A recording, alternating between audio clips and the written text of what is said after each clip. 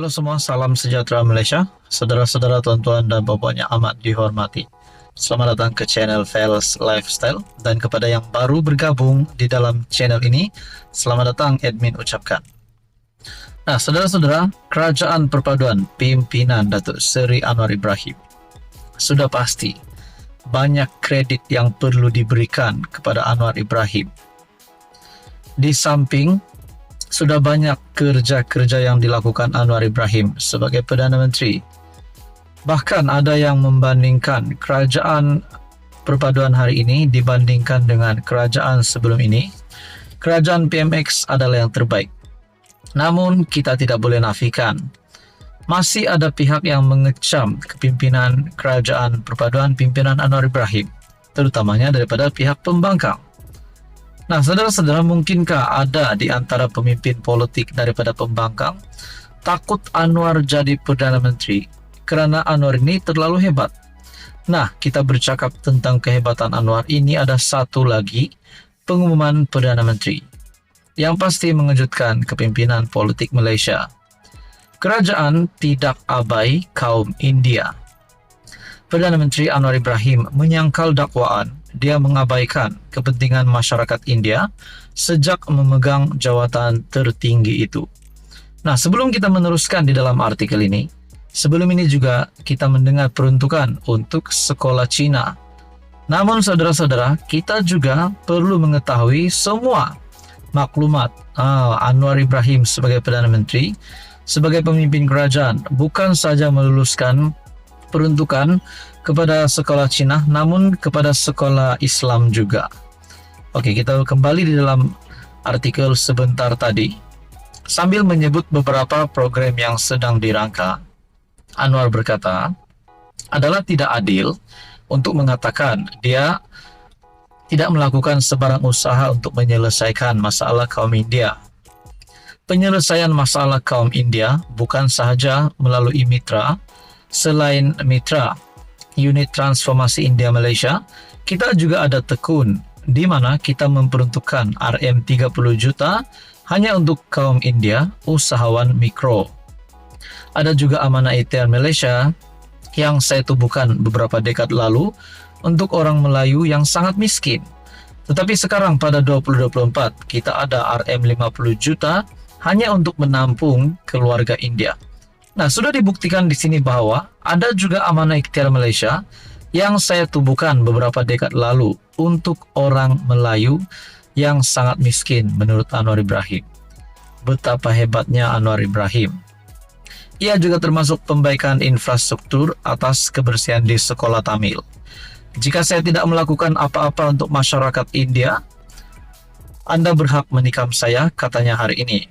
Anwar berkata demikian ketika berucap pada majlis pelancaran konvensyen antarabangsa Dr. Ambedkar dan sambutan ulang tahun kelahiran ke-133 Dr. Ambedkar yang diadakan di Pusat Konvensyen Ideal IDCC di Shah Alam, Selangor.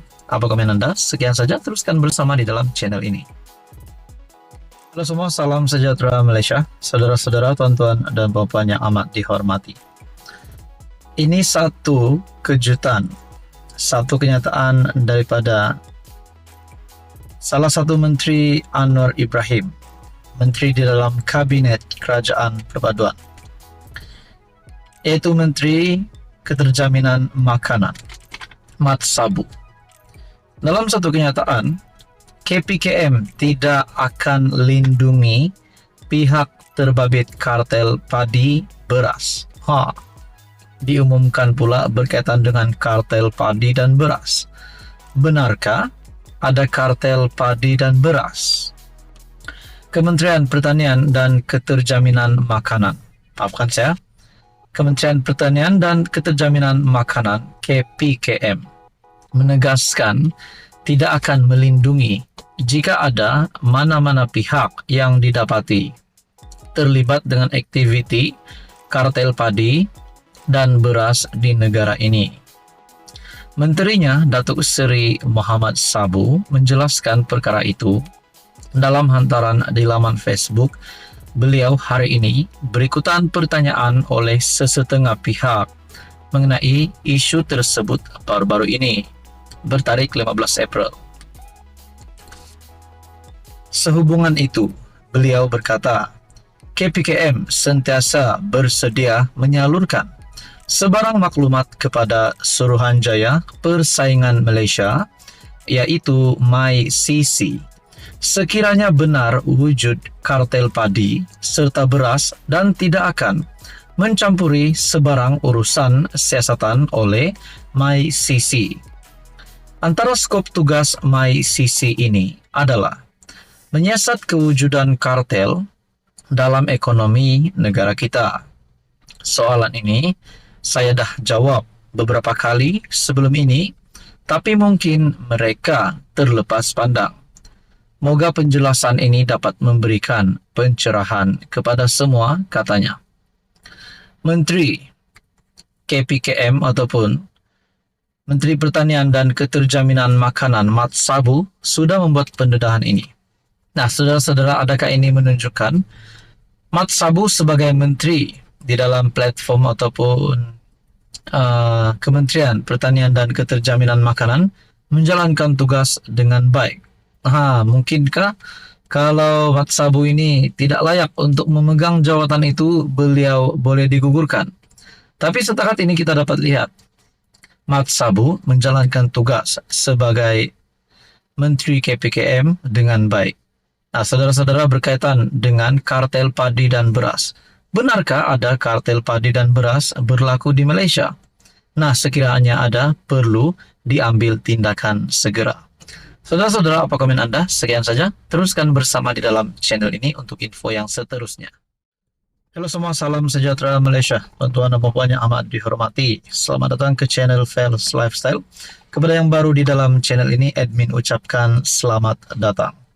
Nah, saudara-saudara, sudah pasti perkara yang mengejutkan di dalam UMNO sebelum ini, di mana beberapa kepimpinan tertinggi UMNO, nama-nama besar di dalam UMNO, ada yang dipecat, ada yang digantung. Antara yang dipecat ataupun diusir keluar daripada parti adalah Khairi Jamaluddin. Bahkan kita mendengar KJ sebelum ini pernah berkata, dia bukanlah yes man, yaitu yang mengikut arahan. Tetapi sekiranya ada perkara yang salah, KJ mesti menyuarakan. Dan apa nasib KJ? Akhirnya beliau diusir keluar daripada UMNO. Namun saudara-saudara, mungkin kita dapat lihat sini, hubungan di antara Zahid Hamidi dan KJ adalah tidak baik. Namun ini adalah satu keputusan Lokman. Menyebut nama Lokman. Lokman setuju mohon maaf pada KJ, kes saman fitnah. Mungkin kita boleh cakap untuk hal ini saja KJ menang. Ahli Majlis Kerja Tertinggi UMNO, Lokman Nur Adam, bersetuju untuk menerbitkan permohonan maaf secara terbuka kepada bekas Menteri Kesihatan Khairi Jamaluddin. Permohonan maaf secara terbuka Lokman yang akan disiarkan di laman Facebook dan YouTube-nya adalah sebahagian daripada syarat penyelesaian saman fitnah Khairi terhadapnya berhubung dakwaan yang dikaitkan dengan usaha vaksinasi COVID-19 kerajaan di Malaysia pada 2021.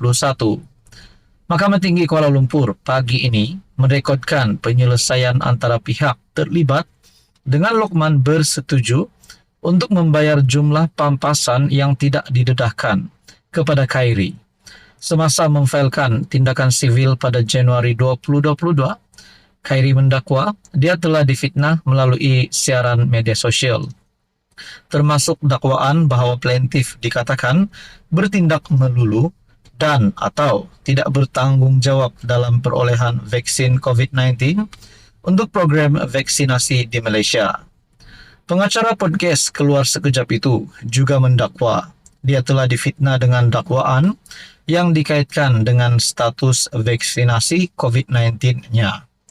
Tindakan sivil itu pada mulanya ditetapkan untuk perbicaraan penuh minggu ini. Bagaimanapun hari perbicaraan telah dikosongkan berikutan penyelesaian hari ini. Semasa prosiding mahkamah terbuka di hadapan hakim, Mahkamah Sivil Johan Lee Kin Ho hari ini, Peguam Khairi Abdul Rashid Ismail memaklumkan bahwa plaintiff dan defendant telah menandatangani penghakiman persetujuan. Nah, saudara-saudara, tonton dan Bapak, apa komen Anda berkaitan dengan isu ini? Ini pasti satu lagi keputusan mahkamah yang mengejutkan dan satu lagi isu yang panas mengejutkan UMNO. Sekian saja, teruskan bersama di dalam channel ini.